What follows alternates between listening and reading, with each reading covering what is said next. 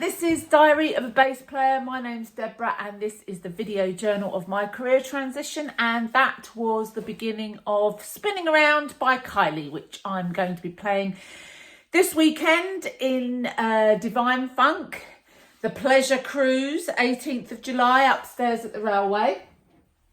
I tried to play, one of you was mentioning about putting my finger on the top string, which is what I used to do, but I think sometimes the angle makes it look as if I've got my thumb tucked under the string, and indeed sometimes I did have. So I'm probably going to get comments about that now, but actually listening back to the sound on this YouTube, it's not the same as the sound in the room. So I think what I need to do, because a lot of you very kind professional bass players listen to this and go, there's something up with the sound, what are you doing? Have you got an octaver on, or have you... I think quite simply the setup that I've got, which is my amp over there behind this, is not working very well for producing impressive bass sound in this format. So when I'm not gigging and preparing for gigs, I will sort that out, because... as I'm learning, musicians have a great ear, and that is a mixed blessing, because whilst you can hear more in something, which is what you need to do for your job, anything that's not quite right with sound really comes to the fore, really sticks out. And for a musician, it's almost sort of unignorable. They can't get past that. It's uncomfortable. I've got a coffee this morning. I really need one. So I was telling you that I've got James Higginson staying with us, because he's playing bass on Mean Girls at the Cliffs Pavilion. And last night he very kindly let me sit in the orchestra pit. Oh my goodness, so exciting. I found it so exciting. I know for them it's their bread and butter of everyday life, but... it was so in the Cliffs Pavilion, they don't have an official orchestra pit. They have a room under the stage, very tall ceilings, and all the orchestra sat underneath there, so the audience actually don't get to see them, but they are there. I had no idea. I think when you're watching a musical, you think at the Cliffs, you think that it's a recorded soundtrack. It's not. It's all those musicians underneath. And actually, last night, miles and miles of cable.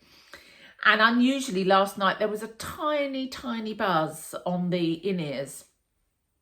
Now, for me, I could hear the buzz, and yeah, I could see why it's irritating, but it wasn't massively bothering me. But for the musicians, that was all they could, not all they could talk about, but it was really troubling them. And I think that's because they're spending all of their time doing this, and their ears have got very selective and very attuned, and that's wonderful. And so for them, that was quite a big problem they had to play through. I've heard that before. I remember Andy Platts from Young Gun Silver Fox talking about their American tour, and he had an evening where he had a slight like a buzz coming through his, and you just got to play through it. And must be even harder when you're performing and you've got to keep a smile on your face. I mean, at least in the orchestra pit, you know, you're not performing to anyone with your body and your face. But I had the best time. Oh my goodness. I think it's almost better than seeing the show. I'm sure the show is wonderful. I could hear it through my headphones, and I was sat next to James, reading the music and or following the music. But occasionally I'd take my headphones off just to get that experience of sitting in the orchestra, which I've never had before. And I was just sitting there feeling like the luckiest woman in the world. I just felt so happy. The sound of sitting in the middle of an orchestra is just, it's enveloping. It's really warm, all these real instruments. And they had a drummer down there. They had a reed person who did flute and saxophone. And they had trumpet and horns, and they had trombone. Obviously James, then they had a rhythm and a lead guitar, so two guitars, and 3 keyboardists. There was a conductor. That was really exciting as well. And the conductor was also on keys, so he was like the 3rd keyboardist. Keyboard player, and every musician had a little screen like your phone screen that they could see the conductor on. So the conductor's over there, but you've also got this person, you've got a screen so you can be on your bass reading your music, and just you can, out the corner of your eye, you can see what's going on with the conductor. I mean, how anyone who doesn't have ADHD plays a musical instrument in an orchestra, I don't know, because it's so geared up for that sort of mind. There's lots of things happening at exactly the same time. You're reading your music, you're watching the conductor, you're listening to everybody else and yourself on your in-ears. Then you've got to press pedals to have different effects on your instrument or bass at any time well, not at any time, but at a set time. And it was supremely well organised. So I was really, because Divine Funk is part band, part show, and getting everyone doing the same thing at the same time can quite frankly sometimes be a headache for me. I'm hoping it's going to be a bit more fun this weekend for me. So what I also wanted to take note of was the process. The songs are numbered, and the conductor will say, right, we're on song 2B now, or 20A, and you're going through this set list. James has marked up his score with where he needs to use a pick, where he's using his fingers, where he's using an electric bass, where he's using an upright. An upright is an acoustic bass, a dum, dum, dum, dum, dum, like the old-fashioned jazz ones. Just for those that don't play music and don't know what I mean by that. And then not only is it what instrument and your timing, but if you've got different effects, if you've got like a clean sound on your bass or a fuzzy sound on your bass, those are different pedals.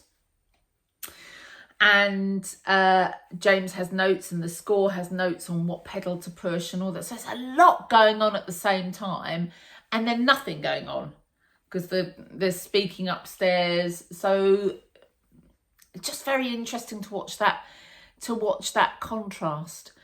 And what I loved about it, and what was so different about James's life and his experience of playing the bass to mine, is the depth that he could go into with the music. He was just focused on playing the bass.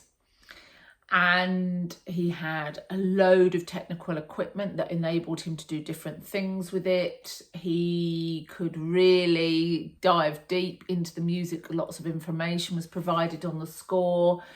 And I thought, oh, how lovely. As this gets more up and running, I would like to get that deeply into the bass. I would like to get much more immersed in it. And that really hit home. It felt like such a luxury.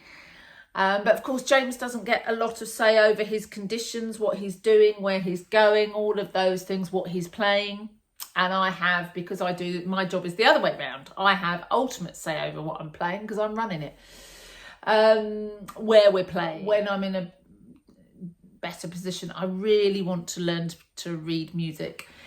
And what surprised me, I was reading the score on an iPad, was that I could follow along. I could absolutely follow along with the notes and the speed and where we were in the music. Made complete sense to me. Now, even a year ago, that would have looked like gobbledygook to me. I'd have looked at it and gone, I have no idea. But a couple of times at jazz school now, and also working in a bit like if you go to France, if you got a job out there and you were just working on a holiday camp for a summer, you'd pick French up much more easily because you're hearing it all the time and you're seeing it, and you'd eventually just start to speak it rather than having to learn it academically.